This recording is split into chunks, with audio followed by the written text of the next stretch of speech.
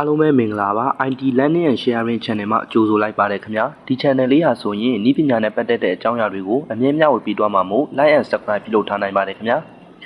ယနေ့ကျွန်တော်မျှဝေသွားမယ့်အကြောင်းအရာလေးကတော့မိမိရဲ့ Gmail မှာကိုယ်ပိုင်ပုံလေးတွေထည့်သွင်းနေပဲဖြစ်ပါတယ်ခင်ဗျာပထမဆုံးအနေနဲ့ကျွန်တော်တို့ရဲ့ Gmail တွေကိုဝင်လိုက်မယ်ခင်ဗျာအဲ့ဒီမှာကျွန်တော်တို့ကညာဘက်ထောင်းမှာရှိတဲ့ဒီ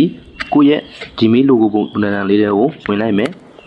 ဝင်ပြီးတဲ့နောက်မှာကျွန်တော်တို့ manage your Google account ဆိုတာလေးကိုတစ်ချက်ပြန်ရွေးမယ်ခင်ဗျအဲ့ဒီမှာကျွန်တော်တို့က personal information ဆိုတာလေးကိုထပ်ပြီးတော့မှရွေးမယ်အဲ့ဒီမှာကျွန်တော်တို့ရွေးချယ်ရမှာကဒီ profile picture ဆိုတာလေးတွေကိုရွေးချယ်လိုက်မယ်ခင်ဗျအဲ့ဒီမှာကျွန်တော်တို့ကဒီ app profile picture ပုံလေးကို app profile picture ဆိုတာလေးကိုတစ်ချက်နှိပ်လိုက်မယ်ဒီမှာကျွန်တော်တို့ကဒီ Google ကပေးထားတဲ့ပေါ့နော်ဒီပုံလေးတွေကိုအသုံးပြုလို့လည်းရတယ်လို့ကျွန်တော်တို့ရဲ့ကိုယ်ပိုင်ပုံလေးတွေကိုအသုံးပြုချင်ပါတယ်ဆိုရင်တော့ကျွန်တော်တို့ကဒီ device ဆိုတဲ့အထဲကိုဝင်လိုက်မယ်အဲ့ဒီမှာကျွန်တော်တို့က browse or take a photo ဆိုတာလေးကိုတစ်ချက်ရွေးလိုက်မယ်အဲ့ဒီမှာတို့ကကင်မရာနဲ့ file နှမျိုးရွေးတဲ့အခါမှာကိုယ့်ရဲ့ဖုန်းထဲမှာရှိတဲ့ပုံကိုအသုံးပြုမှာဖြစ်တဲ့အတွက်ကျွန်တော်တို့က file ဆိုတာလေးကိုရွေးလိုက်မယ်အဲ့ဒီမှာကိုကြိုက်နေတဲ့ရာပုံလေးတစ်ပုံကိုချက်နှိပ်လိုက်မယ်ခင်ဗျအဲ့လိုနှိပ်လိုက်တဲ့အခါမှာဒီကျွန်တော်ရွေးချယ်လိုက်တဲ့ပုံကို uploading လုပ်နေပေါ့နော်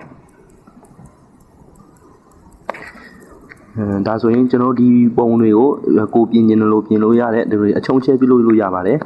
ဒီမှာကျွန်တော်ရဲ့ပုံမှာတော့ကျွန်တော်ကအဆင်ပြေနေပြီဖြစ်တဲ့အတွက်ကျွန်တော်ကအဆင်ပြေဖြစ်တဲ့အတွက် next လေးပဲတစ်ချက်နှိပ်လိုက်မယ်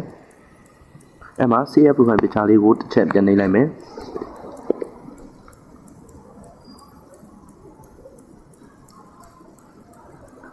အခုဆိုရင်ကျွန်တော်ရဲ့ Gmail မှာကိုယ်ပိုင်ပုံလေးကိုရရှိပြီပဲဖြစ်ပါတယ်ခင်ဗျာကျွန်တော်ရဲ့ကိုယ်ပိုင်ပုံလေးကိုရ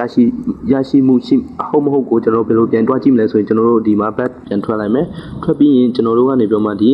မှနှိပ်လိုက်မယ်နှိပ်ပြီးတဲ့အခါမှာကျွန်တော်တို့ဒီမှာကျွန်တော်တို့ဆက်စဝင်ခဲ့တဲ့အတိုင်းကြည့်လို့ရတယ်ခင်ဗျာဒီညာဘက်ထောင်းလေးမှာကျွန်တော်တို့ရဲ့ကိုယ်ပိုင်ပုံလေးနဲ့ကျွန်တော်ရဲ့ Gmail မှာဖြစ်နေပြီပဲဖြစ်ပါတယ်ခင်ဗျာဒီခုလိုအဆုံးထိကြည့်ရှုပေးတဲ့အတွက်အားလုံးကိုကျေးဇူးတင်ရှိပါတယ်ခင်ဗျာနောက်ဗီဒီယိုတွေလည်းထပ်လာအောင်မှာမို့လို့ဆက်လက်စောင့်မျှော်ကြည့်ရှုပေးကြပါဦးခင်ဗျာအားလုံးကိုကျေးဇူးတင်ပါတယ်ခင်ဗျာ